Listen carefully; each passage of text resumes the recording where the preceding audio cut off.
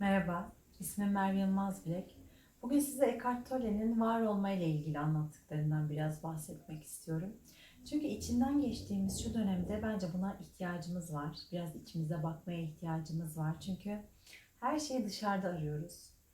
Korkularımız dışarıda, isteklerimiz dışarıda. Ama biraz içe dönersek bu konuyla ilgili, özellikle var olma ile ilgili çok daha farkındalık kazanacağımızı düşündüğüm için var olmaktan bahsediyorum biraz. Eckhart Tolle var olma dediğimiz şeyin aslında düşünmeyi aşan bir bilinç hali olduğunu söylüyor. Yani bir anlamda farkındalık gibi bir şey. Ama tabii hani var olduğumuzu nasıl anlarız? Var olmak ve var olamamak ne o zaman gibi sorular aklımıza gelebilir bu noktada. Eckhart Tolle şöyle anlatıyor. Kafamızın içinde sürekli hiç susmayan bir ses vardır diyor. Ve bu ses kendi iç sesimiz olduğunu düşünürüz bu sesin diyor. Ama sürekli bize olumsuzu fısıldayan bir iç sestir bu diyor. Bu diyor bizim alışagelmiş düşüncemizin sesidir. Düşüncemiz bu şekilde işler diyor. Ama o ses o kadar yoğundur, o kadar aktiftir ki üzerimizde bunun bizim dışımızda bir ses olduğunu fark etmeyiz çoğu zaman. Kendi iç sesimiz gibi, bizim sesimiz gibi gelir. Ve işte o zaman var olamadığımız noktadır diyor. Eğer ki o sesin bizim dışımızda bir ses olduğunu fark edip bakabilirsek var olma başlar diyor. Çünkü zihnimizi dışarıdan bakabiliyoruz. Zihnimizin gözlemcisi olabiliyoruz o noktada. Onun bize ait olmadığını kabul edebiliyoruz. Ve var olduğumuz, mevcut olduğumuz nokta işte bu noktadır diyor. Ve kendi deneyimimden bahsetmek istiyorum araya girip bu noktada. Birkaç yıl önce üzücü bir kayıp yaşadık. Ve bu beni çok etkiledi, derinden etkiledi. Elbette ki üzülmek, yas tutmak, duygulanmak bunlar çok normal ama hayatınızı belli bir noktada etkilemediği sürece. Benim hayatımı şöyle etkiledi. 3-5 ay boyunca geceleri uykumdan uyandırıyordu beni bu ses. Bir tür kaygı durumu olmuştu. Sevdiklerimle ilgili sesler söylüyordu. Kaybetmek üzerine sesler söylüyordu. Yani moral bozucu sesti açıkçası. Ama bir gün kendime dedim ki ya böyle yaşayamazsın. Hani buna bir çare bulmak zorundasın. O noktada bu ses geldiğinde şunu fark ettim. Ya bu benim iç sesim olamaz. Çünkü ben sevdiklerimle ilgili, kendimle ilgili böyle korkunç şeyler söylemem. O zaman bu ses demek ki benim kendi sesim değil. Ve o ses geldiğinde ben dedim ki bana ait değil, benim dışımda. Bu ses benim değil, benim dışımda, benim dışımda. Böyle diye diye inanır mısınız? Kısa bir süre sonra bu ses yok oldu. Ben normal hayatıma dönebildim. Ve daha sonra karşıma çıkan küçük olaylarda da bunu yapmaya başladım. En olmadık bir zamanda kötüyü fısıldıyordu o ses bana ama kendi iç sesim gibi. Ve ben o geldiğinde artık biliyordum onun benim iç sesim olmadığını. O noktada benim dışımda, benim dışımda diyerek o sesi kendimden uzaklaştırıyordum. Hepimizin vardır böyle anıları, deneyimleri. Çünkü o zihnimizdeki ses sürekli olumsuzu fısıldıyor hepimize. O yüzden Eckhart Tolle'yi dinlememiştim daha bunları yaşadığımda. Ve Eckhart Tolle'yi dinlediğimde de o kadar örtüştü ki bunlar. Ha dedim demek farkında olmadan doğru bir şey yapmışım. Gerçekten böyle olması gerekiyormuş. Onun için size bunu anlattım. Hepimizin hayatında bu tip benzer deneyimler olduğu için. Bunu zamanında Eckhart Tolle'nin de yaşadığı için yani birlikte olduğumuz için, bir bütünün parçası olduğumuz için bunu size anlatmak istedim. Şimdi tekrar Eckhart Tolle'ye dönersem, Eckhart Tolle zihnimizin gözlemcisi olduğumuzda yani o sesin bizim dışımızda bir ses olduğunu fark ettiğimizde diyor insanın bir sonraki bilinç boyutuna geçişinin başladığı noktadır bu nokta diyor. İnsan o zaman kendi içindeki boyutu da daha rahat keşfeder diyor. Ve çevremiz diyor şu anda o kadar çok kolektif sorunla örülü ki artık bizim bu bir sonraki bilinç seviyesine geçmemiz bir lüks değil diyor. Artık geçmek zorundayız zaten eğer ki insanlığın ilerlemesini istiyorsak diyor. Pandemi bize buna göstermedi mi? Yani bireysel olarak bir sorunun çözümü olmadığını ya da bireysel mücadelelerimizin kolektif anlama baktığımızda çok da etkili olmadığını, ancak bütün olarak birlikte hareket ettiğimizde bu sorunla baş edebileceğimizi göstermedi mi bize? Yani bu noktada gerçekten artık insanlık olarak o sonraki bilinç seviyesine geçmemiz, sıçramamız bir zorunluluk. Ve zaten diyor insanların yaşadığı hani bu doğal afetleri saymazsak bireysel hayatlarındaki problemler tamamen kendi zihinlerinin ürünü diyor. Kendi bilincimizin ürünü diyor. Eski bilinçte diyor, normal bilinç dediğimiz bilinçte çok güçlü bir delilik hali vardı diyor. Çok ızdırap yarattı bu insanların hayatında diyor. Hani spiritüel bütün insanların acı çektiğinden bahsediyor ki kendi de zamanında çok acılar çekmiş, ızdıraplar çekmiş. Ve bu da ızdırap insanlık halinin bir noktası olduğundan bahsediyor. Bu noktada evet, insanlar ızdırap çekerek bir sonraki bilinç seviyesine çıktılar. Bu ızdıraplar onların bir şeylerin farklı açılarına bakmalarını sağladı. Onlar için farklı yeni bir yol açtı. Ama yani başta dediğimiz gibi o kadar çok kolektif sorun var ki etrafımızda. Bunların hepsi bizim farklı kapılar açmamız için, farklı bilinç seviyelerini görmemiz için, bir üst aşamaya geçmemiz için önümüze serilmiş durumda. Yani bireysel ızdıraplar çekmemize gerek yok aslında.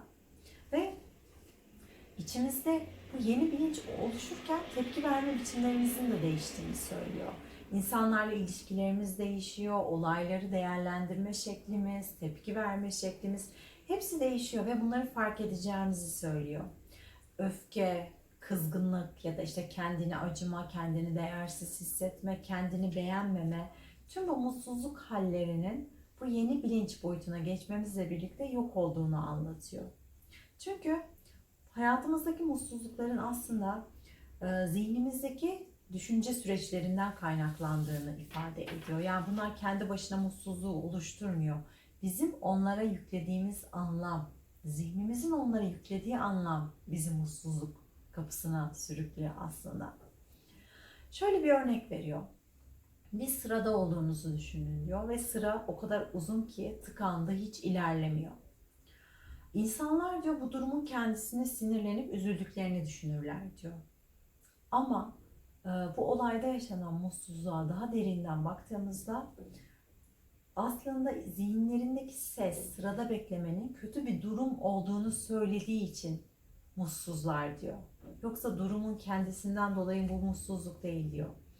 Eğer farkında olabilirseniz diyor, yani farkında olmamız zihnimizin bizi yönettiğinin farkında olabilirsek ve o anda mevcut olabilirsek deneyimlemediğiniz mutsuzluğun aslında zihninde ortaya çıktığını fark edersin diyor. Yani mutsuzluk içinde bulunduğun durumdan kaynaklanmıyor ve o zaman seçenekler devreye girer diyor. İki seçeneğin var eğer anda mevcut olursan diyor. Ya düşünmeye devam edersin ve değiştiremeyeceğin o sırada olma durumundan dolayı mutsuzluğunu yaşarsın. Ya da bir seçim yaparsın, onu kabul edip onun mutsuzluk kaynağı olmadığını fark edip mutsuz olmazsın. Sadece anı yaşarsın.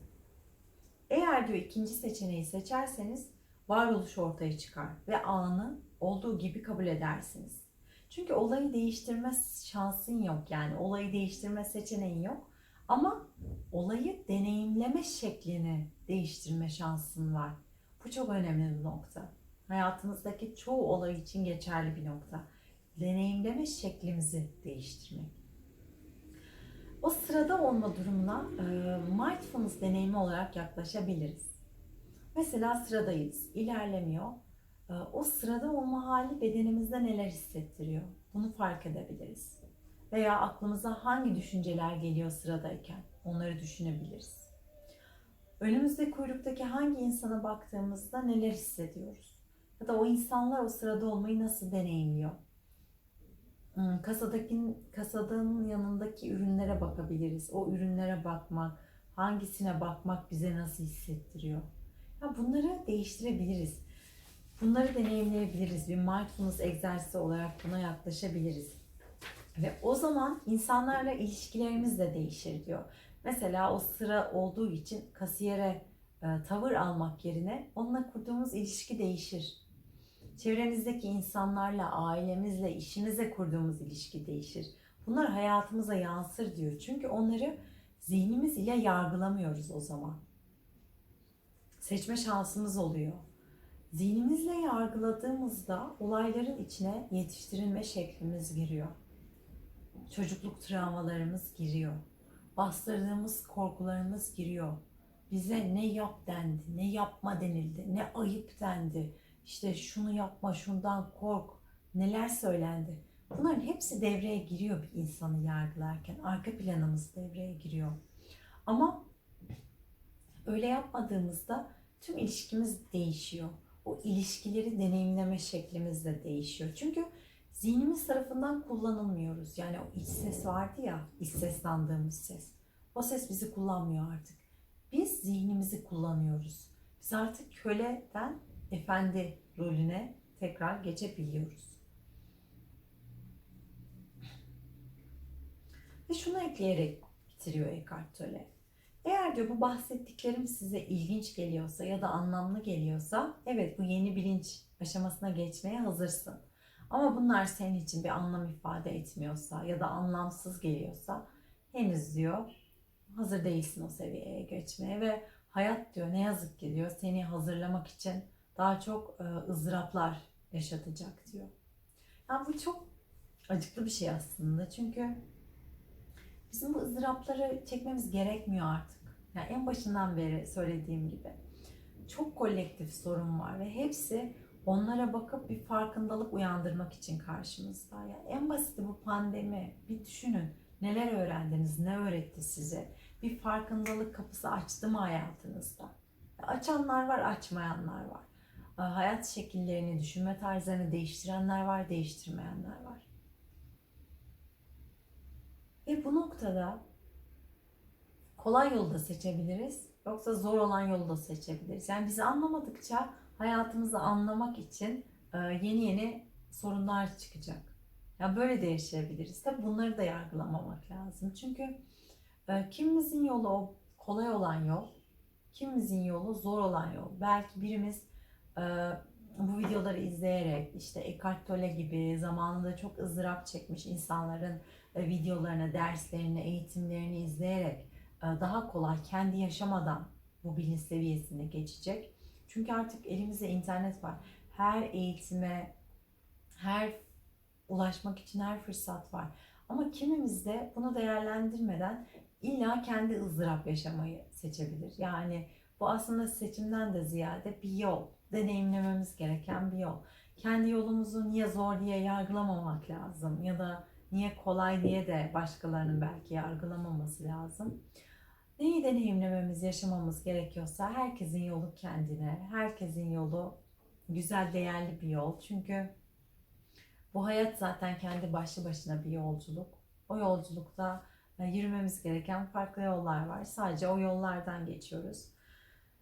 Kolay da olabilir, zor da olabilir. Sadece yürüyoruz. Ama yürürken biraz farkındalıklı olursak, bu öğretilerden yararlanırsak daha kolay geçeriz yolumuzu. Öbür türlü de demek ki daha Eckhart Tolle'nin dediği gibi zaman var. Daha yavaş olacak. Ama bir şekilde olacak zaten. Dünyaya geliş amacımız tekamülleri yaşamak. Şöyle bir durum da var. Bunlar birdenbire olacak şeyler değil. Yani evet bir günde uygulayalım bir sonraki bilinç aşamasına geçelim gibi bir şey değil. Zor olaylarda uygulanması belki çok kolay değil ama ufak ufak deneyebiliriz. Mesela yarın bir markete gittiğinde önünde sıra varsa bunu bir mindfulness egzersizi olarak görebilirsin. Ya da daha küçük olaylarda yaşadığın gün içerisinde uygulayabilirsin. Bak bakalım hayatında bir şeyler değişiyor mu? Diğer insanlarla ilişkilerini değiştiriyor mu bu? O anı, deneyimleme biçimini değiştiriyor mu? Ya da kendine bakışını, kendini yorumlayışını, kendini algılayışını değiştiriyor mu? Yeni kapılar açıyor mu hayatında? Bir gör dene. Hepimize, bütüne faydalı olması için bunları anlattım. Umarım her birimiz çok güzel zamanlar yaşarız. Mutlulukla kalın, sevgiyle kalın. Çok teşekkürler dinlediğiniz için. Görüşmek üzere.